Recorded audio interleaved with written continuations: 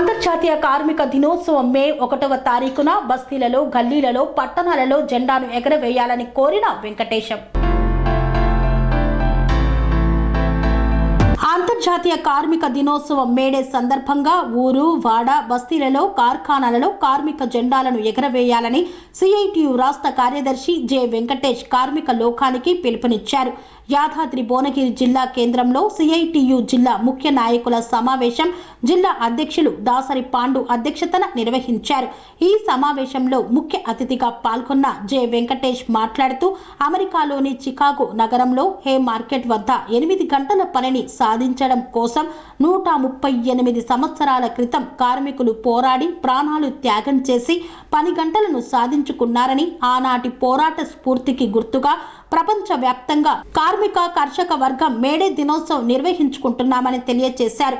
కానీ నేడు మన దేశంలో అధికారంలోకి వచ్చిన మోదీ నాడు కార్మికులు సాధించుకున్న 8 గంటల పని విధానాలకి తూట్లు పొడుస్తూ కార్పొరేట్లకు కొమ్ము కాస్తూ 12 గంటలకు పొడిగిస్తూ కార్మికుల శ్రమ దోపిడీకి యాజమాన్యాలకు బార్ల డోర్లు తెరిచారని, దేశ సంపదను ప్రజల శ్రమశక్తిని కార్పొరేట్ వ్యక్తులకు కట్టబెట్టారని దుయ్యబట్టారు.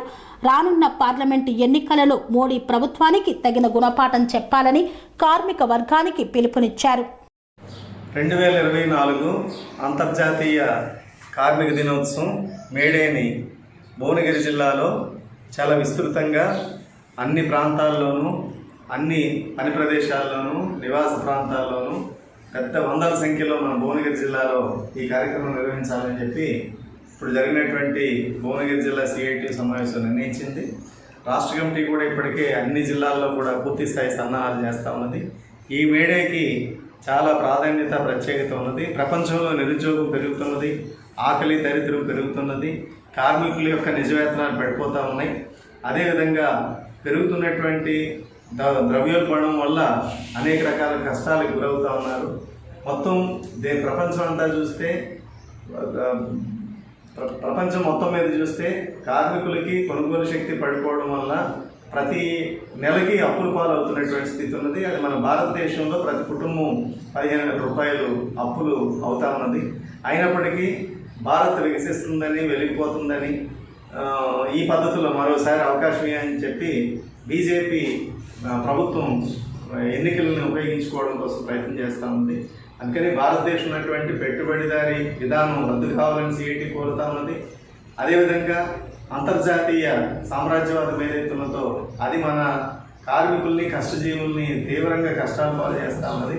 అటువంటి సామ్రాజ్యవాద విధానం నశించాలని సిఐటి పిలుపునిస్తూ ఉన్నది.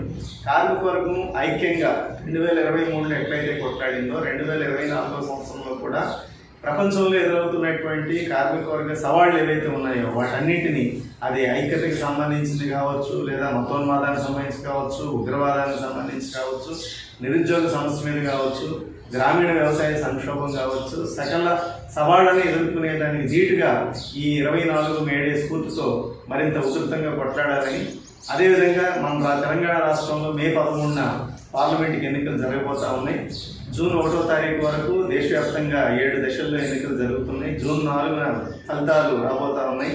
మూడోసారి చాలా చిత్తుగా, తుక్కుగా బీజేపీ ప్రభుత్వం ఓడిపోతుంది అనేది ఇప్పటికే జరిగినటువంటి 2 దశల ఎన్నికల్లో కూడా అది వెల్లడైంది. ఓటింగ్ బీజేపీ బలంగా ఉన్నటువంటి రాష్ట్రాల్లో కూడా పడిపోతూ ఉన్నది.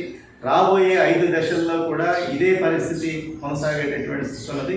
అందుకని ఏదైతే 8 గంటల పని విధానం కోసం 7 కార్మికులు ప్రాణాలు అర్పించి అమెరికా హే మార్కెట్లో చేసినటువంటి విరోచిత త్యాగాలు అయితే ఉన్నాయో వాటి పూర్తిగా తీసుకొని ఈ మేడేని 24 మేడేని విస్తృతంగా చేయాలని చెప్పి, అదేవిధంగా కార్మిక వర్గ హక్కుల సాధన కోసం, మోడీ ప్రభుత్వ పతనం కోసం కూడా రాజకీయంగా కృషి చేయాలని చెప్పి సిఐటియు తెలంగాణ రాష్ట్ర కమిటీ, అదేవిధంగా మన భువనగిరి జిల్లా సిఐటియు కమిటీ కూడా. స్వామి బోధానంద గోసేవ ఆశ్రమం, సైతాపూర్. జ్యోతిష్యం, వాస్తుశాస్త్రం మన పూర్వీకులు మనకిచ్చిన వరం.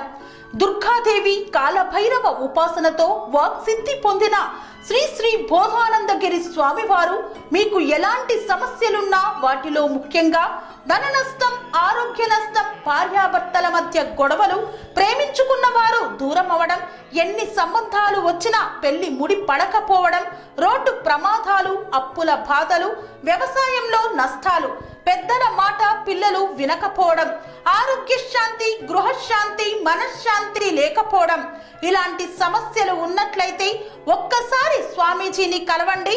మీ సమస్యలకు తగిన పరిష్కారాన్ని పొందండి. అంతేకాక అన్ని రకాల వ్యాధులకు గోపంచకవ్య మరియు మూలికా వైద్యం చేయబడును. నమ్మకంతో రండి, ఆయురారోగ్యాలతో వర్ధిల్లండి. మా అడ్రస్ స్వామి బోధానంద గోసేవ ఆశ్రమం, సైదాపూర్, వీరభద్రస్వామి గుడి దగ్గర, యాదగిరిగుట్ట.